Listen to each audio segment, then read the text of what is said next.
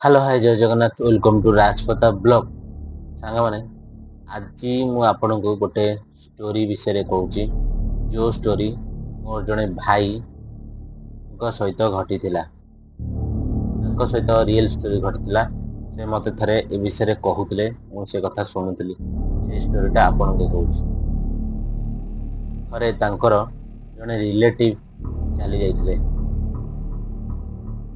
तांकर 11 भोजी की निमंत्रण देइतले भाई की तो देला पर से भाई मैरेज करथिले मैरेज कला पर तांकू सेठू पाखापाखि से गाँ पाखापाखि हम 25-30 किलोमीटर पाखापाखि हम से भाई बाइक न माने बाइक न थाए साइकिल थाए तो तांको स्त्री जे से कहले जे राती बहुत राती हो जीवो तुम 11 भोजी की खाया जाऊच तो गोटे काम कर आउ बाइक कार टिके मागिकी नहीं जाओ तेल पकईकी तो साइकिल तांकर थाए से किंतु कहार पर जिनस को से केबे माने लोभ करंदिनी ये करंदिनी तांकर साइकिल भल तो सी भल तो सी कौन कले साइकिल धरिकी नाई मु साइकिल रे ही जीवी 11 भोजी कौन है 11 सारिकी शीघ्र शीघ्र फेरबी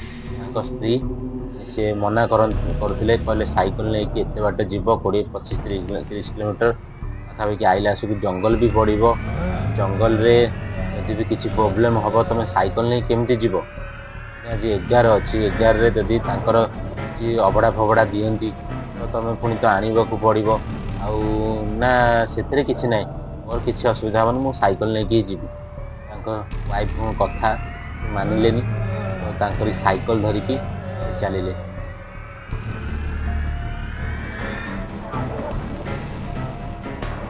तो साइकिल नहीं कि एत चलिले तो 11 भोजी पाखापाखि जहाँ भी हेल्ले राति रे कौन जिनस अबड़ा तांकर अबड़ा ही आसी थाए 11 भोज रे तो जाइकी बहुत ये गाँव रे पहुँचला पर सेठी पाखापाखि टाइम हो गला संध्या 5टा जेहेतु सी पहुँचले गाँ लोक खाइले से भी बांटिले महाप्रसाद अबड़ा समस्त लोभ थाए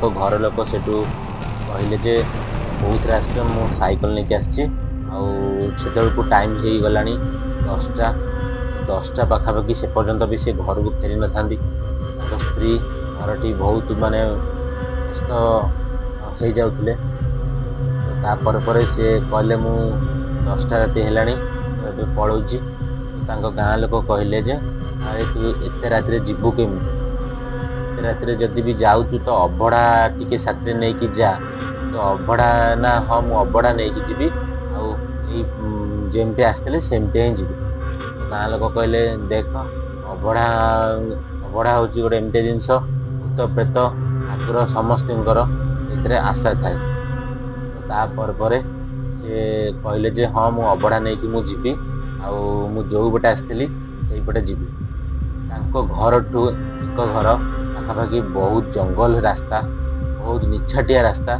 से रास्ता को पारी होगी तो आसिकी पहुँचा को हेले बहुत साहस थी दरकार तापरे से भाई कौन कले अभड़ा को बांधिकी साइकिल टंगई की नहीं आसिले तो आसला पर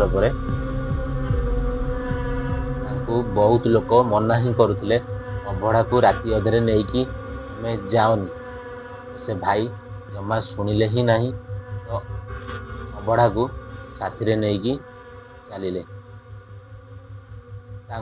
जदि भल रास्तार से आसी था 10टा जगार से 12टा 11टा 11:30 पहुँची था कि से कहले नाई मुझे जंगलिया रास्तार जीवी अबड़ा नहीं जीवी मोर किसी भी असुविधा हेनी मु बहुत शीघ्र जाकि पहुँचीबी सर्टकट लगी से जंगल रास्तार भाई साइकिल धरी अबड़ा टंगे की चलिले तो अबड़ा टंगी जो चलिले तो रास्ता जिते अंधार हे आसु थाए अबड़ा टंगे मन भितर डर भी पशि जाऊ थाए हठात कौन है गोटे बड़ा बिले पास करके गला आगे ତଥାପି ସେ ମନରେ ଡରୁ ନଥାନ୍ତି। ଜଙ୍ଗଲିଆ ରାସ୍ତାରେ ସାଇକେଲ ଧରି ଆଗେଇ ଆଗେଇ ଚାଲୁଥାନ୍ତି। ହଠାତ୍ କିଛି ବାଟ ଯାଇଛି ଜଙ୍ଗଲ ମଝିଆରେ ଗୋଟେ ମଣିଷ କାନ୍ଦିବାର ଶବ୍ଦ ତାଙ୍କ କାନକୁ ଶୁଭିଲା। ସେ ଭାଇ ପଛକୁ ଅନେଇଲା ଆସିକୁ କେହି ବି ନଥାନ୍ତି। ପୁଣି ଥରେ ଆଗକୁ ଚାଲୁଥାନ୍ତି, ସାଇକେଲ ପେଡାଲ ମାରିଥାନ୍ତି। ତାଙ୍କ ମନ ଭିତରେ ବି ଆସୁଥାଏ, ସତରେ ମୁଁ କାହା କଥା ମାନିଲିନି, ମୁଁ ଏଇ ରାସ୍ତାରେ କାହିଁ ଆସିଲି। କିଛି ସମୟ ପରେ ଗଲା ଭିତରେ ଅଧା ବାଟରେ ଗୋଟେ ଧଳା ଲୁଗା ପିନ୍ଧିକି ଗୋଟେ ସ୍ତ୍ରୀ ଲୋକର କାନ୍ଦଣା ଶବ୍ଦ ତାଙ୍କ କାନକୁ ପୁରା ବାଜୁଥାଏ। ଏତେ ରାତିରେ ଗୋଟେ ସ୍ତ୍ରୀ ଲୋକ କାହିଁକି କାନ୍ଦିବ? ଜଙ୍ଗଲ ଭିତରେ ଗୋଟେ ସ୍ତ୍ରୀ ଲୋକ କାନ୍ଦିବାର ଶବ୍ଦ କିନ୍ତୁ ଭାଇଙ୍କି ଶୁଭିଲା। ଭାଇ ବହୁତ ଜୋରସରେ ପେଡାଲ ମାରି ଚାଲିଲେ। ଯେତେ ଜୋରସରେ ପେଡାଲ ମାରି ଚାଲିଛନ୍ତି ସେତେ ଜୋରରେ ସେ ସ୍ତ୍ରୀ ଲୋକର କାନ୍ଦିବାର ଶବ୍ଦ ବେଶୀ ଶୁଭିଲା।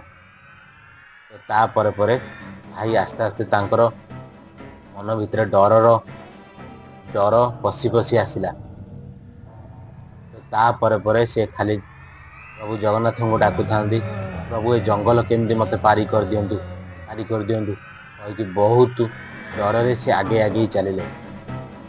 ତାପରେ ସେ ସ୍ତ୍ରୀ ଲୋକ ଯେତେବେଳେ ମାନେ ଭାଇ ଜଣକ ଯେତେବେଳେ ଗଛ ସାଇଟିକି ଅନଉଥାନ୍ତି, ସେ ସ୍ତ୍ରୀ ଲୋକର ହାତ ଏମିତି ବି ଥାଏ, ଏମିତି ହାତ କରିକି ପୁରା ଅବଢ଼ାକୁ ମାଗିକି ଏ ଦେ କହିକି ଦିଥର ଭାଇକି ମାଗିଲେ। ତ ଭାଇ ଦେଖିଲେ ଯେତେବେଳେ ସ୍ତ୍ରୀ ଲୋକ ମୋ ପିଛା କରିକି ଲାଷ୍ଟକୁ ଅବଢ଼ା ମାଗିଲାଣି, ତ ଭାଇଙ୍କର ପୁରା ଦେହରେ ବହୁତ ଆହୁରି ଡର ପଶିଗଲା। ଭାଇ ପେଡାଲ ଜୋରସରେ ମାରି ଚାଲିଲେ। ତାଙ୍କର ମନ ଭିତରେ ପୁରା ଡରର ଏତେ ଚାପ ପଡ଼ିଗଲା ଯେ ସେ ପୁରା ନର୍ଭସ ହେଇ ଆସୁଥାନ୍ତି। ତାପରେ କିଛି ସମୟ ପରେ ସେ ସ୍ତ୍ରୀ ଲୋକର ସ୍ୱର ସବୁ କୁଆଡ଼େ ଗାୟବ ହେଇଗଲା।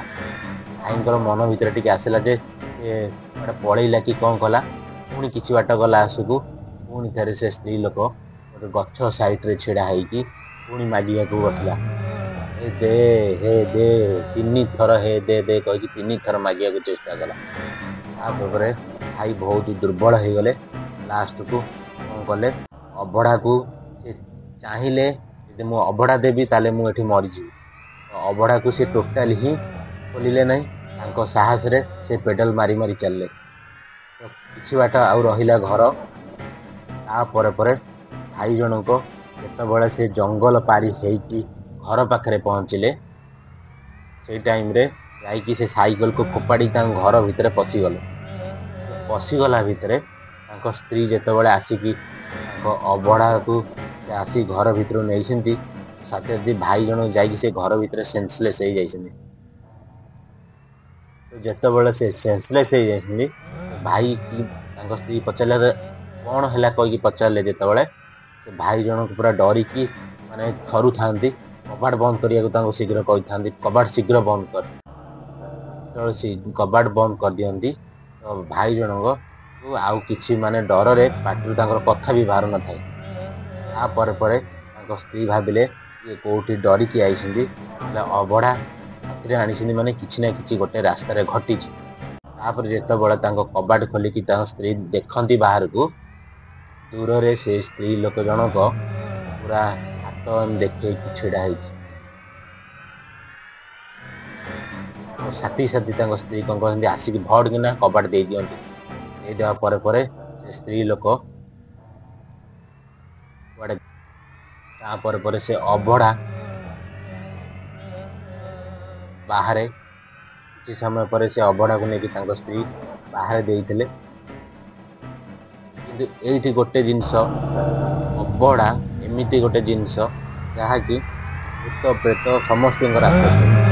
ଯଦି ବି ଆପଣ ଜଙ୍ଗଲ ରାସ୍ତାରେ ଅବଢ଼ା ନେଇକି ଯାଉଛନ୍ତି, କି କୋଉଠି ଅବଢ଼ା ନେଇକି ରାତି 12ଟା ପରେ ଯାଉଛନ୍ତି, ଯଦି ଆପଣଙ୍କୁ ବାଟରେ କିଏ ଅବଢ଼ା ମାଗିଲା, ଆପଣ କେବେ ବି ଅବଢ଼ା ଦେବେନି।